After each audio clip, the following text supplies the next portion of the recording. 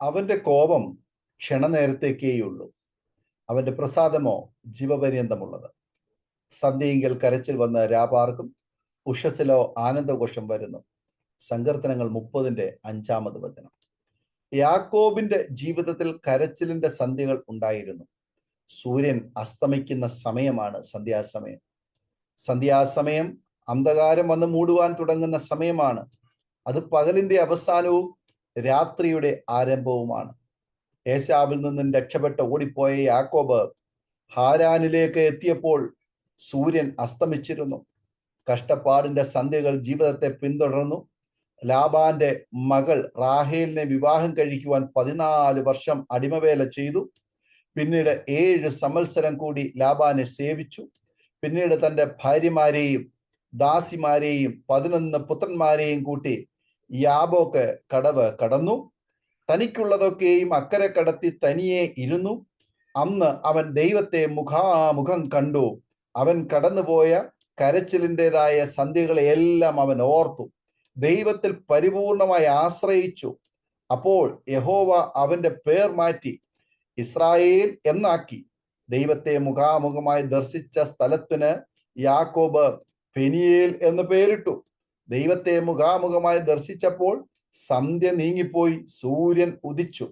ഞാൻ ദൈവത്തെ മുഖാമുഖമായി കണ്ടിട്ടും എനിക്ക് ജീവഹാനി വന്നില്ല എന്ന് യാക്കോബ് പറഞ്ഞു. ആ സ്ഥലത്തിന് പെനിയേൽ എന്ന് പേരിട്ടു.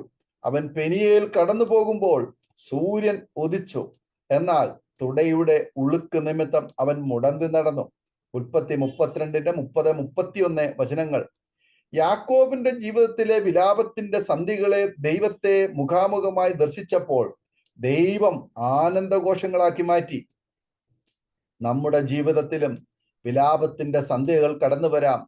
സന്ധ്യാസമയങ്ങളിൽ കാട്ടുമൃഗങ്ങളും ബാലസിംഹങ്ങളും കയറാതെ നോക്കണം.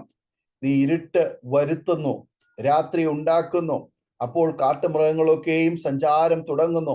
ബാലസിംഹങ്ങൾ ഇരയ്ക്കായി അലറുന്നു. അവ ദൈവത്തോട് തങ്ങളുടെ ആഹാരം ചോദിക്കുന്നു. സൂര്യൻ ഉദിക്കുമ്പോൾ അവ മടങ്ങുന്നു, തങ്ങളുടെ ഗുഹകളിൽ ചെന്ന് കിടക്കുന്നു. സങ്കീർത്തനങ്ങൾ 104:20-22 ചുറ്റും അലറുന്ന സിംഹം പോലെ ആരെ വിഴുങ്ങേണ്ടു എന്ന് നോക്കി ചുറ്റിത്തിരിഞ്ഞുകൊണ്ടിരിക്കുന്ന ദുഷ്ടശക്തി ഉണ്ടെന്ന കാര്യം നാം മറന്നു പോകരുത്. ദാവീദ് പാപച്ചെളിയിൽ വീണുപോയത് ഒരു സന്ധ്യാസമയത്താണ്. രാവിലെയും ഉച്ചയ്ക്കും വൈകിട്ടും ദൈവസന്നിധിയിൽ സങ്കടം ബോധിപ്പിച്ച് കരയുന്ന ദാവീദ് ഒരു സന്ധ്യാസമയം പാപത്തിൽ വീണു. പ്രാർത്ഥിക്കുന്ന സമയത്തിന് പകരം ഒരല്പം ആനന്ദത്തിന് വേണ്ടി രാജധാനിയുടെ മാളികമേൽ ഉലാത്തി. ഊരിയാവിന്റെ ഭാര്യ ബത്ശേബയിൽ കണ്ണുടക്കി. ഫലമോ 2 മഹാപാപങ്ങൾ, വ്യഭിചാരവും കൊലപാതകവും. ഊരിയാവിനെ ചതിയിൽ കൊന്നു, ബത്ശേബയെ സ്വന്തമാക്കി. ദാവീദിന്റെ ജീവിതത്തിൽ അനേകം വിലാപത്തിന്റെ സന്ധികൾ കടന്നു വന്നു. എന്നാൽ ദാവീദ് ഹൃദയം നുറുങ്ങി അനുതപിച്ചപ്പോൾ വിലാപത്തിന്റെ സന്ധികളെ ആനന്ദഘോഷമാക്കി ദൈവം മാറ്റി. ഇസ്രായേൽ ജനത്തിന് വിലാപത്തിന്റെ അനേകം സന്ധികൾ ഉണ്ടായിരുന്നു. ഫറവോനിൽ നിന്നും ഇസ്രായേലിനെ മോചിപ്പിക്കുവാൻ യഹോവ വിലാപത്തിന്റെ സന്ധി കൊണ്ട് മിസ്രയീമിനെ മൂടി. എന്നാൽ ആ വിലാപം ഇസ്രായേൽ ഭവനങ്ങളിൽ വരാതിരിപ്പാൻ യഹോവ ഒരു പ്രധാനപ്പെട്ട കാര്യം പറഞ്ഞു.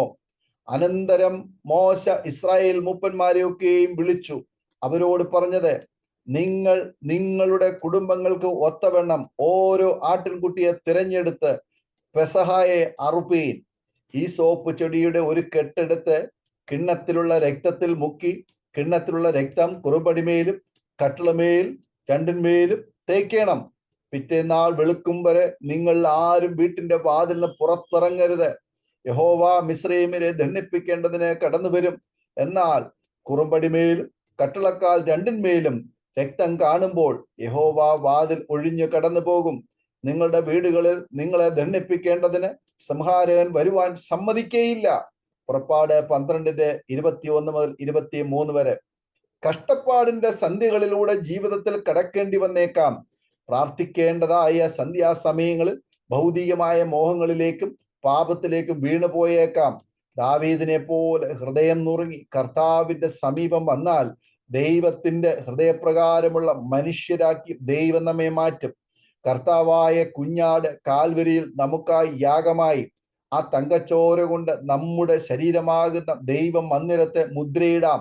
അപ്പോൾ ഒരു അന്ധകാര ശക്തിയും നമ്മോടടുക്കുകയില്ല, ഒരു സംഹാര ദൂതനും നമ്മെ ബാധിക്കുകയില്ല. സന്ധ്യകളിൽ വിലാപങ്ങൾ ഉണ്ടെങ്കിലും അവ ആനന്ദഘോഷങ്ങളുടെ പുറപ്പാടിനായി മാത്രം. സന്ധ്യയെങ്കിൽ കരച്ചിൽ വന്ന് രാപാർക്കും, ഉഷസ്സിലോ ആനന്ദഘോഷങ്ങളുണ്ട്. ഈ വചനങ്ങളാൽ ദൈവം നമ്മെ അനുഗ്രഹിക്കുമാറാകട്ടെ. ആമേൻ. ഓർമ്മയുടെ മനോരഥത്തിൽ മായാത്ത ഓർമ്മയ്ക്കായി അരോമ മാട്രിമോണിയിൽ നിന്നും ജീവിത പങ്കാളിയെ കണ്ടെത്തൂ. നിങ്ങൾ ഒരു ക്രിസ്തീയ ജീവിത പങ്കാളിയെ അന്വേഷിക്കുകയാണോ? അതോ മക്കൾക്ക് അനുയോജ്യമായ ഒരു തക്ക തുണയ്ക്കു വേണ്ടി പ്രാർത്ഥിക്കുന്ന വ്യക്തിയാണോ? എങ്കിൽ അരോമ മാട്രിമോണി നിങ്ങൾക്ക് വേണ്ടിയാണ്. ഇന്നു തന്നെ സൗജന്യമായി രജിസ്റ്റർ ചെയ്യൂ. അരോമ മാട്രിമോണിയുടെ പ്രത്യേകതകൾ: രജിസ്ട്രേഷൻ തികച്ചും സൗജന്യം. ലോകത്തെവിടെയുമുള്ള അനുയോജ്യമായ ക്രിസ്തീയ ജീവിത പങ്കാളിയെ തിരഞ്ഞെടുക്കാം. വിവാഹം നടക്കുന്നതുവരെ സർവീസ് ലഭിക്കുന്നു. ഏറ്റവും ചെറിയ പാക്കേജുകളും തിരഞ്ഞെടുക്കാം. അരോമ മാട്രിമോണി നിങ്ങൾക്കായി ഒരുക്കുന്നു വിവാഹം പരമാനന്ദം. Email aroma matrimony2020@gmail.com